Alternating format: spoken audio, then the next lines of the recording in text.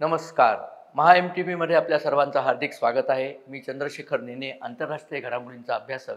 राहुल धुलप हे आपल्याबरोबर व्हिडिओग्राफर आहेत. आज एक आणखीन आनंदाची बातमी आपल्या सर्वांना द्यायची आहे. गेल्या वेळेला मी आपल्याला तहबूर राणांना पकडून आणलं, त्याबद्दलची आनंदाची बातमी दिली होती. आज अशी बातमी आहे, की आपला आर्थिक गुन्हेगार जो पळून गेला होता इथनं, मेहुल चोक्सी त्याचं नाव.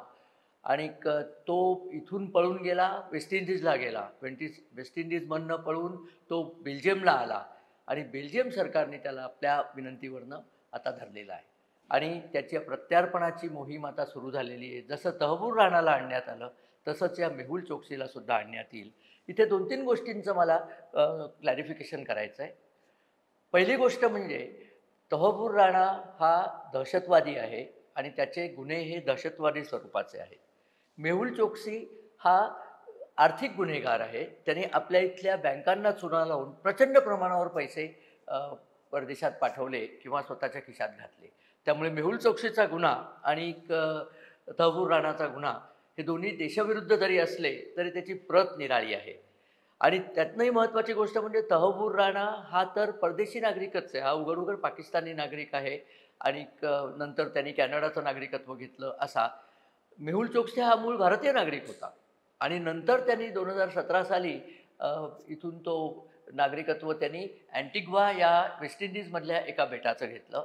त्यांची अशी एक स्कीम होती की सिटिझनशिप ऑन इन्व्हेस्टमेंट, म्हणजे तुम्ही $1,00,000 जर त्यांना आणून दिले इन्व्हेस्ट करायला तर ते तुम्हाला नागरिकत्व देतील. तुम्हाला आता माहिती आहे की डोनाल्ड ट्रम्प यांनी अमेरिकेमध्ये सुद्धा ही गोल्ड कार्ड योजना सुरू केली. ती या स्वरूपाची आहे की तुम्ही $1,000,000 त्यांना द्या आणि मग त्याच्या बदल्यात ते तुम्हाला अमेरिकेची नागरिकत्व देतील.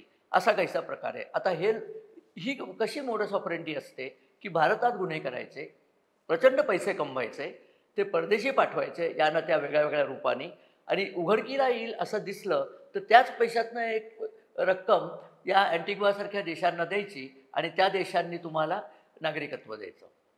म्हणजे तुम्ही एकदा तिथे गेलात आणि अशा देशात जायचं की ज्यांच्याशी तुमचा प्रत्यार्पणाचा करार नाही आहे. ही साधारण प्रत्येकाचीच पद्धत असते. आणि आतापर्यंत बरेच लोक असे पळालेले आहेत. एक 2-3 नावं सांगायची झाली तर मेहुल चोक्सी आणि त्याचा भाचा नीरव मोदी. नंतर एक ललित मोदी नावाचे महाशय होते. त्यांनी क्रिकेट बोर्डाचं PCB आपलं जे क्रिकेट कंट्रोल बोर्ड आहे CCB त्याचं अध्यक्षपद घेतलं होतं वगैरे. बरेच त्यांनी उद्योग केले होते, पण त्यांनी बराच असा पैसा लंपास केलेला आहे. विजय माल्यांचं नाव आपल्याला सगळ्यांनाच माहिती आहे. ह्या सगळ्यांनी पैसे कमवले इथे आणि त्यातले बरेचसे पैसे बहुतेक लोकांना गंडा घालून, लोकांना म्हणण्यापेक्षा बँकांना गंडा घालून कमवले. आता मेहुल चोक्सीचीच आपण केस बघूया. मेहुल चोक्सीवरती सध्या जे आरोप आहेत ते नुसते मेहुल चोक्सी नाही, म्हणजे आपण म्हणतो ना कुटुंब रंगलंय काव्यात, तसं इथे कुटुंब रंगलंय गुन्ह्यात. भारतात एक अग्रगण्य कंपनी आहे ज्वेलरीची, गीतांजली ज्वेलर्स म्हणून. खरोखरच चांगली कंपनी आहे. खूप जाहिराती त्यांनी केल्या. असं म्हटलं जातं की भारतात त्यांचे 4,000 वेगळी आउटलेट्स आहेत, म्हणजे स्टोअर्स आहेत. आणि कशाची? रत्न आभूषणं यांची. म्हणजे सगळा हायस्केल श्रीमंती कारभार आहे. आता हे मेहुल चोक्सी कोण? मेहुल चिनूभाई चोक्सी यांचा जन्म मुंबईत झाला, पण त्यांचं शिक्षण झालं ते पालनपूर इथल्या GD मोदी कॉलेजात झालं. शिक्षण म्हणजे त्यांनी जे काही BA BCom काय केलं असेल, असं काही फार महत्त्वाचं शिक्षण या लोकांना करायची गरज नसते. कारण यांच्या कुटुंबाचा व्यवसाय हिरे आणि रत्न यांना पैलू पाडायचे. पालनपूरमध्ये जो सर्वात मोठा व्यवसाय चालतो की हिऱ्यांना पैलू पाडायचे आणि नंतर ते विकायचे, तो व्यवसाय यांच्या पिताजींचा होता. हे त्या व्यवसायात जॉईन झाले आणि मग गीतांजली ज्वेलर्स या ट्रेड नेमखाली त्यांनी व्यवसाय खूप वाढवला. पण या सगळ्या व्यवसायामध्ये गुंतवणूक करण्याकरता भरपूर पैसे लागतात आणि ते पैसे यांनी पंजाब नॅशनल बँकच्या काही एम्प्लॉईजना आपल्याबरोबर साथीला घेऊन त्यांच्या बरोबरीने त्यांनी ते पैसे पंजाब नॅशनल बँकेतनं घेतले आणि परत केलेच नाहीत. अशा प्रकारचे पैसे जेव्हा घेतात तेव्हा ते परत करायचेच नसतात. त्या परत न करण्याचीच किंमत बऱ्याच लोकांना त्यांनी दिलेली असते. तेव्हा त्या कोणाला दिली ती किंमत वगैरे ते सगळं तपासणीत उघड होईलच. परंतु जेव्हा हे कळलं तेव्हा साधारण किती पैसे यांनी लुटले असावेत आपल्याला प्रश्न पडतो.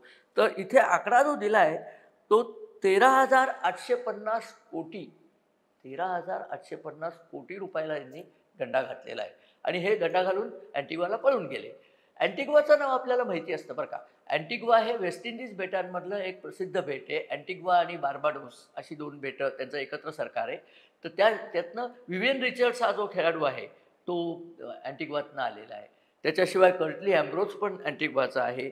आणखीनही 1-2 खेळाडू आहेत तिथले प्रसिद्ध. Andy Roberts अँटिग्वाचा. ही नावं आपल्याला क्रिकेटमुळे माहीत असतात. त्यांनी एवढे खेळाडू जगाला दिले, तर भारताने एक उत्तम खेळाडू अँटिग्वाला दिला, तो म्हणजे मेहुल चोक्सी. काय खेळ केला बघा. या लोकांनी आयुष्यात जेवढे पैसे कमवले नसतील, त्याच्या 1000 का 10,000 पट पैसे या मेहुल चोक्सीनी आपल्या बॅटिंगनी कमवले. आणि त्याची बॅटिंग म्हणजे सगळा लुच्चेपणाच होता. आणि हे पैसे कमवले, गेला तिथे. या 5 मेला हा मनुष्य 66 वर्षाचा होईल. सध्या 65 वर्ष त्याचं वय चालू आहे. त्याला 1 मुलगा, 2 मुली आहेत. असं सगळं चांगलं कुटुंब असतं. कुठूनही अवदसा यांना सुटते आणि त्याच्यानंतर ते स्वतःला याच्यात अडकवून घेतात. बरं होतं कसं, की जोपर्यंत अडकवून घेतले नाही, जोपर्यंत त्यांच्यावरती संशय आला नाही, तोपर्यंत ते सगळे मोठे नागरिकच असतात हो. आणि फार त्यांना प्रतिष्ठा असते. सगळे सिनेमा तारका आणि तारे सगळे त्यांच्याभोवती घोटाळत असतात, कारण पैसेवाले असतात.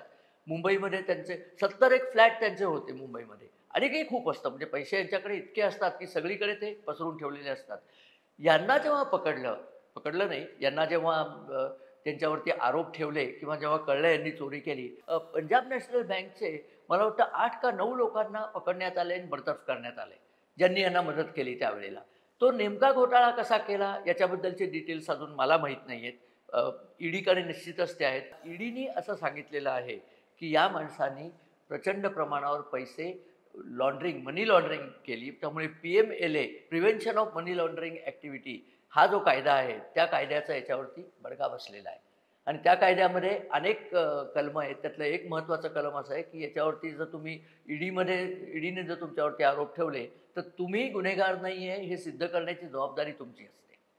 नेहमी काय असतं आपल्या इथे, आपल्यापैकी कोणावरती म्हणजे भारतीय नागरिकांवरती जर गुन्हा दाखल झाला, तर तो गुन्हेगार आहे हे साबित करण्याची जबाबदारी सरकारची असते. इथे उलटं असतं. इथे तुम्ही गुन्हेगार नाही हे साबित करण्याची जबाबदारी तुमची असते. मग महागडे वकील नेमायचे वगैरे ते चालूच आहे. आता झालं असं, की हा मेहुल चोक्सी बेल्जियममध्ये गेला. त्याची तब्येत बरी नव्हती. म्हणजे अँटिग्वा त्याला पकडणार होते हे लक्षात आलं, तर त्यांनी माझी तब्येत बरी नाही हे कारण देऊन बेल्जियममध्ये पळ काढला. बेल्जियम का? कारण भारतातल्या हिरे व्यापाराचा एक अतिशय घनिष्ठ संबंध बेल्जियमशी असतो. बेल्जियम या देशामध्ये म्हणजे भारतात जेव्हा उत्तम हिरे घासणं त्याला म्हणतात, की पैलू पाडण्याचा व्यवसाय होता. बाय द वे भारतातला हिऱ्यांना पैलू पाडण्याचा व्यवसाय खंबाळ्यामध्ये 4,500 वर्ष चाललेला आहे. हे लक्षात ठेवलं पाहिजे आपण. आपला तो एक म्हणजे काय म्हणू स्किल आहे आपल्या लोकांमध्ये आणि ते गुजरातमधल्या लोकांमध्ये जास्त आहे. अर्थात तेव्हा त्यांनी अशा चोऱ्या केल्या नसतील. चोऱ्या करण्याचं स्किल आता डेव्हलप झालं आहे असं वाटतं. कारण ही नावं सगळी आता आपल्याला कळायला लागली आहेत. तर हे सगळे जाऊन बेल्जियममध्ये याच्यापेक्षा जे महागाचे हिरे असतात, भारतामध्ये लो व्हॅल्यू डायमंड्सला पॉलिश होतं असं म्हटलं जातं. हाय व्हॅल्यू डायमंड्स हे बेल्जियममध्ये आणि इस्रायलमध्ये पॉलिश होतात. त्यामुळे बेल्जियममध्ये प्रचंड प्रमाणावरती डायमंडची उलाढाल होते. बेल्जियम आणि नेदरलँड्स, जगप्रसिद्ध कोहिनूर हिरासुद्धा नेदरलँडमध्ये त्याला पैलू पाडले गेले होते. तेव्हा तिथे हा पैलू पाडण्याचा कार्यक्रम केला जातो. त्यामुळे यांचे तिथे लागेबांधे असतात, यांचे तिथे स्टोअर्स असतात. मी एकदा जेव्हा ब्रसेल्स एअरपोर्टवरनं पास होत होतो, तेव्हा ब्रसेल्समध्ये कितीतरी गुजराती नावाची स्टोअर्स एअरपोर्टवर होती, दागिने विकणारी स्टोअर्स. खूप अभिमान वाटला होता, की भारतीय व्यापाऱ्यांनी कुठपर्यंत आपली मजल गाठलेली आहे. असो, तर हा बेल्जियमला गेला आणि आता त्याचे फोटो जर तुम्ही पाहिले, तर तो व्हीलचेअरमध्ये बसलेला आहे, असा जाडजूड झालेला आहे. अजिबात इतके पैसे मिळवून छान त्याला आयुष्य मिळते असं आता तरी वाटत नाही. परंतु हा बेल्जियममध्ये गेला आणि तिथून तो स्वित्झर्लंडला जाण्याच्या तयारीत होता. स्वित्झर्लंडमध्ये जाऊन त्याला तिथे स्थायिक व्हायचं होतं बहुतेक. त्यांनी सांगितलं मेडिकल ट्रीटमेंट स्वित्झर्लंडमध्ये अनेक चांगली मिळते, म्हणून मी स्वित्झर्लंडला चाललो आहे. परंतु हे सगळं होण्याच्या आधीच भारतीय ईडी आणि भारताचे जी तपास यंत्रणा आहे त्यांचा त्याच्यावरती घाला पडला आणि आता बेल्जियम सरकारने त्याला धरून ठेवलेला आहे. आणि आता प्रत्यार्पणाची बोलणी चालू झाली आहेत. लगेच त्यांनी माझी तब्येत बरी नाही, मी मरीन वगैरे ती सगळी रडारड सुरूच झालेली आहे. पण साधारण भारताची इच्छा अशी असेल, की त्यांनी मरायचं असलं तरी आपल्या देशात येऊन आपल्या तुरुंगात मरावं ना. म्हणजे मला त्यांनी मरावं असं वाटत नाही. तो जिवंत राहून त्याच्याकडनं पैसे वसूल करावे. बरं, वसूल करण्याचं म्हणलात तर ईडीनी ऑलरेडी त्याच्या काही मालमत्ता ताब्यात घेतलेल्याच आहेत. मुंबईमध्ये वाळकेश्वर रोडवरती गोकुळ अपार्टमेंट्स म्हणून जी बिल्डिंग आहे, त्या बिल्डिंगमध्ये 9, 10 आणि 11 हे तिन्ही मजले त्याच्या मालकीचे आहेत. आणि आता त्या तिन्ही मजले ईडीने अटॅच केलेले आहेत. अटॅच केले म्हणजे त्याच्यावर ईडीने आता सील लावलेले आहे. त्या 3 मजल्यांचं गेल्या काहीतरी अमुक एक वर्षामध्ये, कारण 18ला पळाला म्हणजे 7 एक वर्षामध्ये त्याचं मेंटेनन्सच 63 लाख आहे, जे यांनी भरलेलं नाही आहे. म्हणजे सोसायटीवाले तिकडनं वेगळेच ओरडत आहेत की हा मेंटेनन्स देत नाही आणि काय यांनी आतमध्ये फेरफार केले ते सगळे आम्हाला रद्द करून हवे, त्याकरता ते रडतातच आहेत. पण असा हा मेहुल चोक्सी हा आता तपास यंत्रणाच्या जाळ्यात आलेला आहे. आणि तहवूर राणाची केस आपण बघितली तर भारताचा दबदबा आता एवढा वाढलेला आहे की त्याला लवकरच भारतात आणण्यात येईल. आणि जसं तहवूर राणा भारतात आल्यावरती विरोधी पक्ष आणि विशेष करून काँग्रेस आणि तत्सम पक्षांचे प्राण कंठाशी आलेले आहेत. म्हणजे काँग्रेसचे नेते त्याला चांगलं लीगल राईट मिळावं अशा प्रकारच्या भाषणं मी गेल्या वेळेला आपल्याला सांगितलं अशा करतायत. त्याचा अर्थ कुठेतरी पाय अडकलेला आहे. बरं, इतकी वर्ष मोदी सरकारवर टीका चालली होती बरं का, की हे पळून गेले, यांना कसं नाही आणलं. मला कधी कधी त्या टीकेचं साधारण स्वरूप असं दिसतं, आम्ही या माणसांना चोरी करायला मदत केली आणि कशी उत्तम चोरी करून हे पळून गेले, आता दाखवा पकडून. अशा प्रकारची अत्यंत देशद्रोही टीका, देशविघातक टीका हे विरोधी पक्ष करत होते. पण आता मेहुल चोक्सीला आणलं तर त्याच्यानंतर टीकेचा एक मुद्दा जाईल. त्याच्यानंतर अजून नीरव मोदीला आणायचं आहे, ललित मोदीला आणायचं आहे, बऱ्याच लोकांना आणायचं आहे. पण आता असं दिसतंय की या लोकांना आणण्याचा मार्ग भारत सरकारला सापडलेला दिसतोय. आणि आपली ज्या तपास यंत्रणा आहेत त्या तपास यंत्रणांची आता टीम ऑलरेडी बेल्जियमकडे रवाना झालेली आहे की याला पकडून कसा आणायचा, याला आता सुटू देता कामाचा नाही, त्याला धरून आपल्याकडे आणून ठेवलाच पाहिजे. आणि अँटिग्वा देशाने त्याची नागरिकत्व रद्द केलेलं आहे, हे विशेष आहे बरं का. अँटिग्वाचे जे मुख्य आहेत राष्ट्रप्रमुख, त्यांनी मला वाटतं अर्णव गोस्वामीच्या चॅनलवरती त्यांचा मी टेलिफोनिक इंटरव्ह्यू ऐकला आणि त्यांनी सांगितलं की आमचा आता त्याचा संबंध नाही, तो आता आमचा सिटिझन नाही, तुम्हाला त्याचं काय करायचं ते करा. त्याच्यावरती इंटरपोलनी सुद्धा रेड कॉर्नर नोटीस लावली होती की त्याला पकडून आणायचं आहे.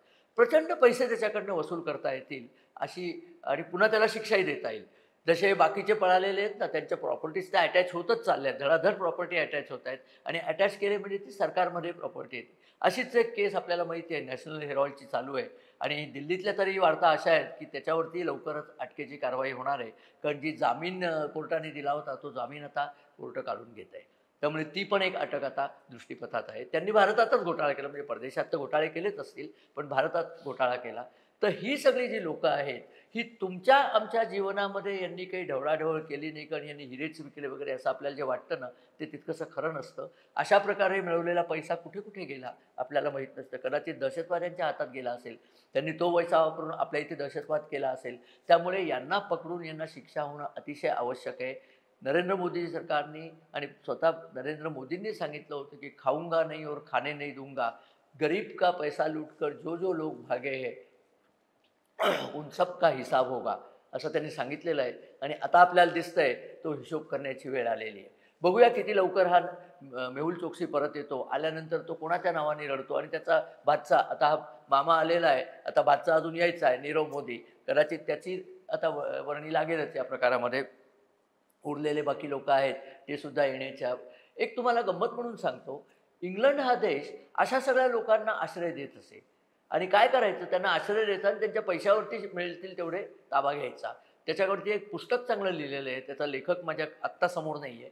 बटलर टू द वर्ल्ड, म्हणजे देशातल्या गुन्हेगारांची सेवा करण्याकरता आम्ही सर्व्हिसेस स्थापन केल्या आहेत. ते म्हणजे कुठे, तर इंग्लंडमध्ये. तर इंग्लंडमध्ये असे बऱ्याच गुन्हेगार असे जाऊन लपतात, कारण तिथल्या कायदेशीर पद्धतीमध्ये त्यांना पकडून आणणं तितकंसं कठीण होतं असं दिसतंय. पण आता भारतीय यंत्रणांना यांना कसं धरून आणायचं ते कळलेलं आहे. अमेरिकेतनं तहवूर राणा आणला, बेल्जियममधनं मेहुल चोक्सीला आणतील, बाकी 2 कुठनं येत आहेत ते आपल्याला बघायचे. त्यांनाही पकडून इथे आणण्यात येईल आणि त्यांचा हिशोब होईल. त्यांचा हिशोब झाला की नरेंद्र मोदी सरकारने जी वचनं दिली होती त्याच्यातलं आणखीन एक वचनाचं पालन झालं असं आपण म्हणू. असो, आपल्याला जर हा व्हिडिओ आवडला तर आपण आमच्या चॅनलला सबस्क्राईब करा.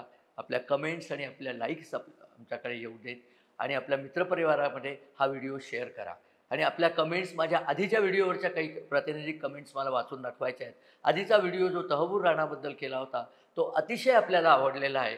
त्याच्यावर जवळजवळ आत्तापर्यंत 367 कमेंट्स आलेल्या आहेत. बहुतेक सगळ्या कमेंट्स या व्हिडिओ खूप चांगला होता अशाच आहेत आणि त्यातल्या 2-4 कमेंट्स आपल्याला मी वाचून दाखवतो. महोदय, मी हरी वैशंपायन डोंबिवली, आपल्या चॅनलचा नियमित प्रेक्षक. उत्कृष्ट आणि तर्कशुद्ध पृथक्करण. जोपर्यंत इंद्राय स्वाहा तक्षकाय स्वाहा असा यज्ञ या देशाच्या न्यायालयात होत नाही तोपर्यंत या विघातक देशद्रोही सापांना पायबंद बसणार नाही. अतिशय उत्तम कमेंट आहे आणि अतिशय बरोबर सांगितलं आपण वैशंपा यांची. इंद्राय स्वाहा तक्षकाय स्वाहा या श्लोकाचा अर्थ असा आहे, महाभारत संपल्यानंतर जेव्हा परीक्षित राजाचा खून तक्षकाने केला, तक्षक हा साप होता, साप म्हणजे ते नागलोक होते असं म्हटलं जातं, तेव्हा परीक्षिताच्या मुलाने जन्मेजय त्यांनी सर्पयज्ञ आरंभला. ही काव्यात्मक कल्पना आहे, पण बहुतेक त्यांनी सगळ्या नागांना मारून टाकलं. सर्पयज्ञाचा अर्थ तसा घ्यायचा. तर तो सर्पयज्ञ करताना तक्षकाला प्रोटेक्शन द्यायला इंद्र स्वतः आला. तेव्हा त्यांनी सांगितलं की आता एक अशी आहुती म्हणा की इंद्रालाही पडलं पाहिजे यज्ञामध्ये आणि तक्षकालाही पडलं पाहिजे. म्हणून ते म्हणतात की इंद्राय स्वाहा तक्षकाय स्वाहा. मग मात्र इंद्राने आपला शेला सोडून घेतला आणि तक्षकाला खाली ढकलून दिलं. अशी आहे सोय. तर आपल्या इथे जे दिसतंय की तहबूर राणांसारखे लोक आल्यानंतर इथल्या नेत्यांमध्ये जी चलबिचल झाली आहे, हे चिदंबरमनं आता गुजरातमध्ये फिटच आली असं म्हणण्यात येतं. त्यांना ही बातमी कळल्यानंतर विशुद्धच झाले होते थोडा वेळ. दिग्विजय सिंग ज्यांनी भगवा या आतंकवाद ही कल्पना आणली. म्हणजे करायचं काय? भगवा आतंकवादचा अर्थ तुम्हाला कळला का? या सगळ्या चोरांना अजमल कसाब आणि सगळ्या टोळीला भगवे कलावे बांधलेले होते, हिंदू आयडेंटिटी दिली होती. म्हणजे हे जर सगळे मरून गेले असते तर आपण काँग्रेसने सांगितलं असतं हा RSSचा डाव होता. म्हणजे पाकिस्तानला वाचवण्याची केवढी तळमळ हो त्यांना, की पाकिस्तानला धोका नाही पोचला पाहिजे. गेल्या वेळेला मी हे सगळं एक्सप्लेन केलेलं आहे. बरं, एक मला मुद्दाम सांगायचं आहे. आपल्यातल्या काही प्रेक्षकांनी, सुजाण प्रेक्षकांनी मला बरोबर सुचवलं आहे आणि मला ते मान्य आहे. मी त्यांचा धन्यवाद करतो की याच्यामध्ये उज्ज्वल निकम यांच्या भूमिकेला तेवढाच न्याय मिळाला पाहिजे. जसं तुकाराम उंबळे शहीद होऊन अजमल कसाब जिवंत मिळाला म्हणून आपल्याला सिद्ध करता आलं की पाकिस्तानच्या याच्यात सहभाग होता, तसंच उज्ज्वल निकम यांनी त्यावेळेला अथक प्रयत्न करून ही सगळी केस पूर्णत्वाला नेली आणि त्यातनंच तहबूर राणांच्या विरुद्ध आपल्याला पुरावे सादर करता आले. म्हणून तहबूर राणा इथे पोचलेले आहेत. आणखीन एक संस्थेचा उल्लेख करायला पाहिजे, तो म्हणजे NIA, नॅशनल इन्व्हेस्टिगेटिव्ह एजन्सी. त्यांनी तेव्हा तर केले, अजूनही अथक प्रयत्न करत आहेत. नॅशनल इन्व्हेस्टिगेटिव्ह एजन्सी ही खूप आधीपासून आहे आणि काँग्रेसने अगदी बरोबर सांगितलं, त्यांनीच ती स्थापन केली होती. परंतु त्यांनी काम करू दिलं नव्हतं त्यांना. काँग्रेसच्या काळामध्ये पाकिस्तानला पकडण्याचं काही असलं तर त्यांना काम करू दिलं जात नसे. आता तोंड वर करून चिदंबरम सांगतो की मीच ती कामाला सुरुवात केली होती. मग तुझं राज्य होतं तर आणलं का नाहीस तहबूर राणाला? सगळे हरामखोरी चाललेली आहे की आता तहबूर राणा आलेला आहे, आता काही करून आम्हीच केलं म्हणण्याची ही गोष्ट आहे. हे NIAने केलेलं आहे आणि NIAला ते करण्याकरता नरेंद्र मोदी सरकारने पूर्ण स्वायत्तता दिली होती आणि पूर्ण मदत केली होती. त्यामुळे हे लोक आपल्याला एक एक मिळत आहेत. मुग्धा परळीकर लिहितात, नेनेसाहेब, मराठीत आंतरराष्ट्रीय घडामोडींचं विश्लेषण तुम्ही अगदी उत्तम, तरीही इंटरेस्टिंग पद्धतीने करता. तुमची भाषा अत्यंत स्पष्ट, सोपी आणि ओघवती आहे. मी घरगुती कामे करताना तुमचे एपिसोड्स नेहमी ऐकते. माझे या विषयातील ज्ञान त्यामुळे वाढते आहे आणि मला यात रुची निर्माण झालेली आहे. धन्यवाद मुग्धाजी. आणि मला याच्यात स्वतःचं म्हणजे काही वैशिष्ट्य सांगायची गरज नाही आहे, परंतु जेव्हा घरातल्या गृहिणींना सुद्धा या विषयात रुची निर्माण होते तेव्हा समाज खरोखर जागृत झाला आहे असं म्हणता येतं. तुमची नेहमीची कामं करताना तुम्हाला ही गोष्ट ऐकायला आवडते आणि त्यातनं तुमचं ज्ञान वाढतं आणि ज्ञान वाढल्यानंतर रुची वाढल्याने तुम्ही अनेक ठिकाणून याचं ज्ञान मिळवायला लागता. एक सजग समाज तयार झाला तर या सगळ्या चोरांना पकडायकरता सरकारवरती त्याचं दडपण येतं. त्यामुळे धन्यवाद मुग्धाजी. अमर पाटील लिहितात, नेने सर, आजच्या व्हिडिओमध्ये तुम्ही भावूक झाला. तुमचे आजचे विवेचन म्हणजे आमच्यासारख्या असंख्य सामान्य राष्ट्रभक्तांच्या मनातले विचार आहेत. आमच्या मनातील भावना तुम्ही तुमच्या मुखातून बोलून राष्ट्रांसमोर मांडल्या, त्याबद्दल धन्यवाद. राहिले ते काँग्रेसचे चेलेचपाटे, ते महानालायक आहेत आणि त्यांच्याकडून दुसऱ्या काय अपेक्षा, ते असंच काहीतरी बळगत राहणार हो. आणखी एक, हू किल्ड करकरे या पुस्तकाचा त्यावेळी लईच गरगवा झाला होता व संघाची व उजव्या विचारसरणीची बदनामी झाली होती. त्याच्याविषयी सविस्तर माहिती मिळाली तर मनातील अनेक प्रश्नांची उकल होईल. हे पुस्तक त्यावेळेला मुद्दाम छापण्यात आलं होतं दाखवण्याकरता की करकरेंना मारण्यामध्ये RSS आणि उजव्या विचारसरणीच्या लोकांचा हात होता. करकरेंना त्या दहशतवाद्यांनी येऊन मारलं होतं. म्हणजे यांना काय म्हणायचं होतं की RSSने दहशतवाद्यांना सांगितलं करकऱ्यांना मारा म्हणून. हे सगळं तद्दन खोटंपणा आहे. नुकताच RSN मणी नावाचे तेव्हाचे जे RSN सिंग नावाचे तेव्हाचे जे एक रॉचे अधिकारी होते, त्यांनी फार उत्तम मुलाखत दिलेली आहे. त्या मुलाखतीत त्यांनी जे सांगितलं आहे, आता हे त्यांनी सांगितलेलं आहे, मी काही त्याला साक्षीदार नव्हतो, पण त्यांनी सांगितलं असं होतं की कारण नसताना कर्नल पुरोहित यांना पकडून नेण्यात आलेलं होतं आणि त्यांना पकडल्यानंतर करकरेंनी त्यांना असं सांगितलं, असं RSN सिंग सांगतायत, त्यांनी सांगितलं की तुम्ही 1 तासात जर इथनं निघून गेलात तर तुम्हाला इथनं पळून जाता येईल, मी काही तुम्हाला त्यानंतर पकडायला येणार नाही, तुम्ही निघा. तर कर्नल पुरोहित म्हणले, तेव्हा तुम्ही माझे दोन्ही पाय तोडून ठेवले टॉर्चर करून, मी कसा जाणार? ते म्हणले काही असो, 1 तास तुम्हाला आहे, तेवढ्यात तुम्ही जाऊ शकलात तर बघा. त्याच्यानंतरचं ऐकल्यानंतर डोळ्यात पाणी येतं. कारण कर्नल पुरोहितांनी, म्हणजे हे पुन्हा RSN सिंग सांगतायत, अगेन माझ्याकडे याचा पुरावा नाही आहे, पण RSN सिंग खोटं सांगणार नाहीत असं माझं वैयक्तिक मत आहे. तेव्हा कर्नल पुरोहितांनी आपली बांधाबांध सुरू केली, कारण 1 तासात जायचं होतं आणि बांधाबांध सुरू करताना एक पोलिसचा दुय्यम अधिकारी आत आला. आत आल्यानंतर त्यांनी खोलीची खिटी वर लावली आणि त्यांच्या पाया पडला कर्नल पुरोहितांच्या, म्हणला तुम्ही माझे गुरु आहात म्हणून तुम्हाला मी हे सांगतोय, प्लीज तुम्ही अजिबात इथनं जाण्याचा प्रयत्न करू नका. त्यांनी 2 पिस्तुली काढल्या आपल्या खिशातनं आणि तो म्हणला, मला आदेश आहेत की तुम्ही बाहेर पडल्यानंतर तुम्हाला एका पिस्तुलीने मारायचं आणि दुसरी पिस्तूल तुमच्या हातात द्यायची आणि सांगायचं की तुम्ही मला पिस्तूल मारायला लागलात म्हणून मी तुम्हाला तुमच्यावर गोळी चालवायला लागली, म्हणजे एन्काउंटर तुमचं करायचं, तर तुम्ही इथनं बाहेर पडू नका. हे काय चाललंय? कर्नल पुरोहित हे देशभक्त होते, ते या दहशतवाद्यांची पाळंमुळं खणून काढत होते आणि म्हणून त्यांना हे अशा प्रकारे मारण्याचा कट झालेला होता. तेव्हा नशिबाने या माणसाने त्यांना, म्हणजे पोलीस खात्यातले जे दुय्यम लोक होते ते राष्ट्रभक्त होते, सिनियर लोक कदाचित स्वर्गीय करकरे असतील किंवा आणि कोणी असेल, मला माहीत नाही कोण होते ते, त्यांनी अशी वागणूक केली. कारण त्यांचे जे साहेब होते चिदंबरम, तेव्हाचे जे काय मंत्री वगैरे, त्यांनी त्यांच्यावरती दडपण आणलं होतं. चिदंबरमनी आणलेल्या दडपणाचा आणखीन एक उल्लेख आहे, हिंदुकुश 9 यांची कमेंट आहे, चिदंबरम याने गुप्तहेर यंत्रणेने तयार केलेला न्यायालयात सादर करण्यात येणारं शपथपत्र बदलून सादर केलं आणि याची ग्वाही पूर्व केंद्रीय सचिव मणी साहेब यांनी दिलेली आहे त्यांच्या पुस्तकामध्ये. मणी साहेबांनी असं सांगितलं आहे की मला त्यांनी सांगितलं होतं की तुम्ही याच्यात लिहा की हा सगळा भगवा आतंकवाद होता.